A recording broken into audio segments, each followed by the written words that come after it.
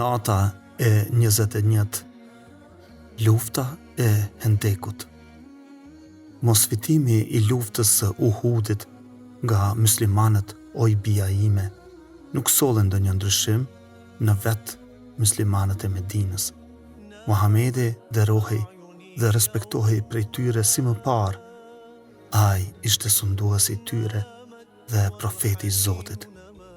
Ata nuk dyshonin fare se në rregullimin që e kishte bërë profeti, do të kishin fituar krejtësisht luftën, po të mos kishte luajtur nga vendi roja që e kishte vënë Muhamedi a.s. për të ruajtur lukinën. Ata e dinin fare mirë se faji i lëshimit të fitores së luftës u binte rojtarve që lanë pozitat e tyre. Por gjendja qëndronte krejt ndryshe me jo muslimanët. Fiset arabe, ashtu si edhe hebrejnët, ndryshuan qëndrimin e tyre, kurse thellë në shpirt besonin se muslimanët nuk i kishin ditët e gjata, se idhujtarët e Mekës nuk do të vononin shumë dhe do ta zhduknin fenë islame. Prandaj filluan fshehurazi të i përkrahin idhujtarët e Mekës dhe të merreshin vesh me ta. Në anën tjetër, ishte vërtet që muslimanët në luftën e Uhudit i kishin humbur disa nga burrat më trima. Muhamedi a.s. e kuptoi fare mirë gjendjen, prandaj shpërndau në të tëra anët njerëz për të mbledhur lajme që të mos sulmohej pa pritmas. Në këtë kohë ndodhen edhe dy ngjarje që i dëshpruan tepër muslimanët. Ebu Bera, kryetari i fisit Benu Amir, e Benu Sulejm vajti në Medinë dhe shpalli para profetit pranimin e fesë islame, duke kërkuar që të dërgoheshin disa misionar për t'u mësuar fiseve të tyre fenë e re. Muhamedi a.s. nuk dyshoi dhe i dha me vete 70 mësues. Kur këta arritën në vendin e quajtur Bir Meune, u rrethuan dhe u vranë nga shokët e Benu Beras. Vetëm njëri prej tyre, që quhej Amr bin Umej, shpëtoi duke e bërë veten si të vdekur dhe mundi të kthehej në Medinë, ku e njoftoi profetin për fatin e keq të shokëve të tij. Ky lajm i dëshproi tepër muslimanët. Një fat të ngjajshëm e patën edhe 6 mësuesit që u dërguan për fisin Al-Qada. 4 prej tyre u vranë, ndërsa 2 u shitën si sklavër ndër idhujtarët e Mekës. Njëri nga këta 2 sklavër, i cili quhej Hubejb, u ble nga fisi i Harithit, të cilin e kishte vrarë vetë Hubejbi në betejën e Bedrit. Vrasja e tij u bë me festim. U ftuan të tërë anëtarët e familjes së Harithit dhe kur u mblodhën të gjithë, viktima u soll në vendin e sakrificës. Hubejbi kërkoi të falej dhe u lejua. Ndërsa kryente lutjet, njëra prej vajzave të Harithit ia preju kokën.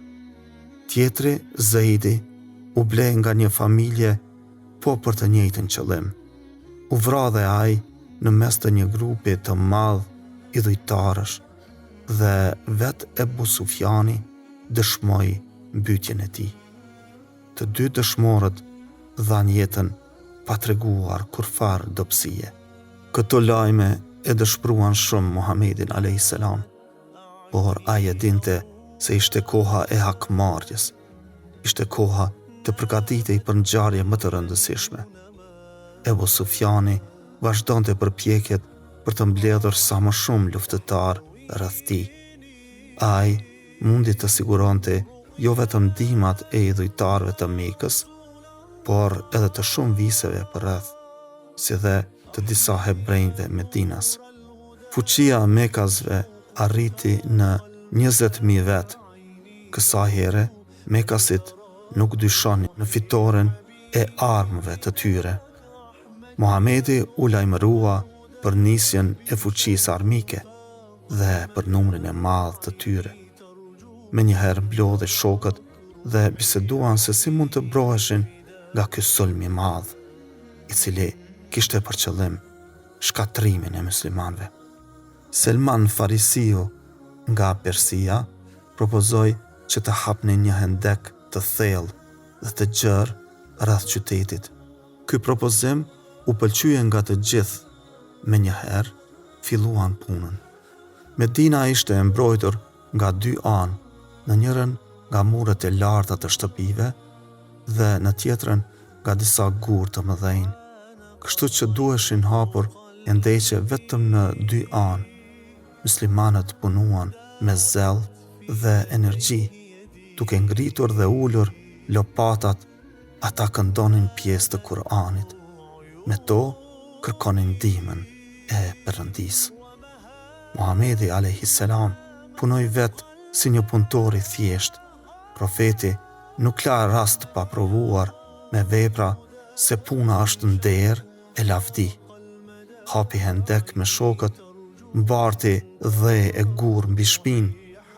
Nuk është për të çuditur atëherë, oj bija ime, pse shokët e tij e donin më tepër se veten e tyre dhe ishin gati të sakrifikonin jetën për të dhe për mësimet e tij. Hendeku u mbarua, ushtria e Mekës erdhi pranë Medinës dhe u çudit kur nuk pan asnjë musliman që ta priste sulmin. Menduan se Muhamedi a.s. me shok nga frika kishin ikur dhe e kishin lënë qytetin në mëshirën e tyre.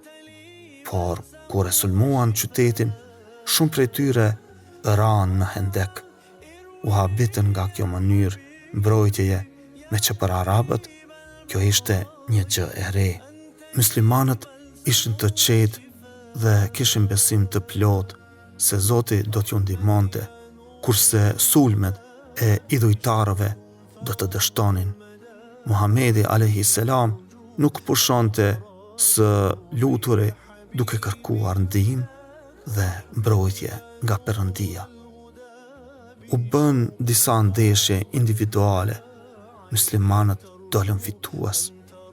Aliu vrau në duel Amr bin Wudin, i cili njihej si heroji e arabëve, dhe Mekasit mendonin se ai mund të luftonte kundër 1000 vetave. Kaq trim i madh që ishte. Idhujtarët dhe aleatët e tyre bën shumë përpjekje për të hyrë në qytet, por dështuan. Ata binin në hendek ose vriteshin nga shigjetat e muslimanëve. Megjithatë, e mbajtën qytetin të rrethuar për 1 muaj. Uria i këputi muslimanët, aq sa shumë prej tyre vun gur mbi stomak, por prap duronin. Kishin shpresë të madhe në ndihmën e Perëndisë, që nuk vonoi të i ndihmonte. Qielli që ndriçohej nga hëna dhe nga yjet filloi të errësohej. Re të zeza mbuluan çdo gjë.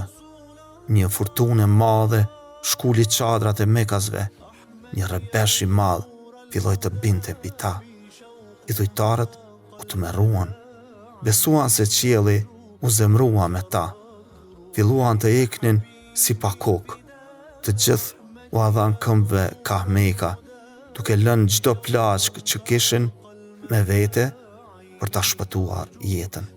Muslimanët kur pan sheshin e luftës të zbrazur nga armiqt, dolën nga hendeqet dhe u gjunjëzuan duke i u falur Perëndisë që i shpëtoi nga forcat idhujtare. Kështu pra, oj bija ime, me ndihmën e Zotit, muslimanët fituan dhe humbën forcat e bashkuara në një kohë që nuk dyshonin për fitoren e tyre. Kur mos haro, oj Fatime, se njeriu me durim dhe shpresë në Zotin, kur është në të drejtë, gjithmonë fiton. Sado e vogël të i duket fitoria.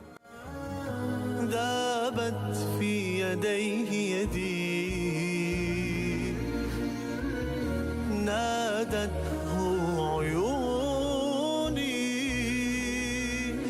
بهار